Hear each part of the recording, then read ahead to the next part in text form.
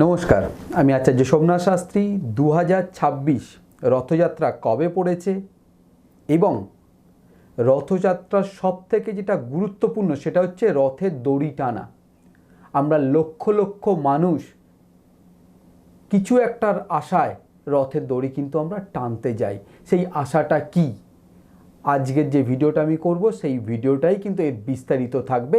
কেন আমরা রথযাত্রার যে দড়ি সেই দড়ি আমরা টানতে যাই বা সেই দড়ির মাহাত্ম্যটা কি। ফার্স্ট আমরা যেটা আলোচনা করব সেটা হচ্ছে রথযাত্রার যে দড়ি সেই দড়ি টানার যে ব্যাপারটা তার কেন এত মাহাত্ম্য, কেন পুরীতে বা যেখানে বড় বড় রথ হয় সেখানে কেন লক্ষ লক্ষ মানুষ সেই রথের দড়ি টানতে যায়, সেখানে গিয়ে অনেক দুর্ঘটনা ঘটে তার সত্ত্বেও কেন মানুষ যায়, সেটা নিয়েই ফার্স্ট আমি আলোচনা করব। সেকেন্ড, রথ কবে পড়েছে 2026-এ সেটা নিয়ে আমরা আলোচনা করব। তো আজকে যে ভিডিওটা শুরু করব একদম জয় জগন্নাথ, জগন্নাথ দেবের নাম নিয়ে আমি ভিডিওটা শুরু করব।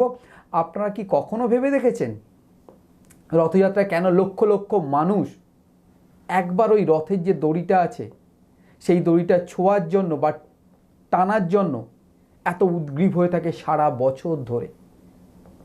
এটা কি শুধু কোনো প্রথা, নাকি এর পিছনে আছে গভীর কোনো আধ্যাত্মিক তাৎপর্য? সেটা নিয়ে আমি আলোচনা করব। আজকে ভিডিওতে আমরা জানব রথের যে আমাদের দড়ি টানার মাহাত্ম্য, শাস্ত্রীয় এবং ভক্তি ভিত্তিক যে ব্যাখ্যা, কেন ভক্তদের কাছে এর গুরুত্বপূর্ণ, এত গুরুত্ব বা এত আমরা সারা বছর ধরে অপেক্ষা করি ওই রথের দড়ি টানার জন্য। পুরী রথযাত্রা ভগবান জগন্নাথ, বলভদ্র ও সুভদ্রা বিশাল রথে করে গুন্ডিচা মন্দিরে যান, যাকে আমরা মাসির বাড়ি নামেও জানি। সেখানে কিন্তু ভগবান থাকেন 7 দিন।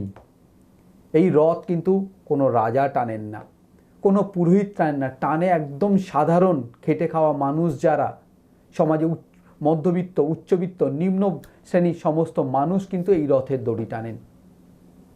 এখানেই কিন্তু লুকিয়ে আছে একটা বড় শিক্ষা।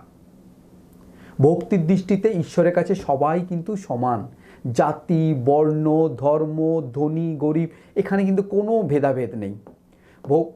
অনেক ভক্তের যেটা বিশ্বাস, রথের দড়ি টানা মানে নিজের অহংকার, নিজের লোভ, নেগেটিভ যে চিন্তাভাবনা পিছনে ফেলে ঈশ্বরের পথে এগিয়ে যাওয়ার প্রতীক। এটি কেবল একটি আচার নয়, বরং আত্মসমর্পণ এবং সেবার প্রতীক হিসেবেও কিন্তু এটাকে দেখা হয়।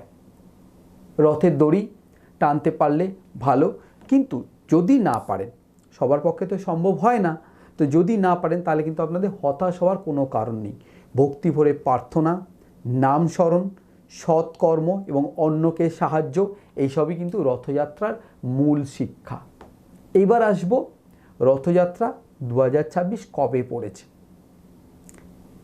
ইংরেজিতে আসছে আপনার 16ই জুলাই, বৃহস্পতিবার 2026, আর বাংলায় 31শে আষাঢ়ে কিন্তু এবার রথযাত্রা শুরু হচ্ছে। রথযাত্রা সবার খুব ভালো কাটুক, সবাই ভালো থাকুন, সুস্থ থাকুন। জয় জগন্নাথ।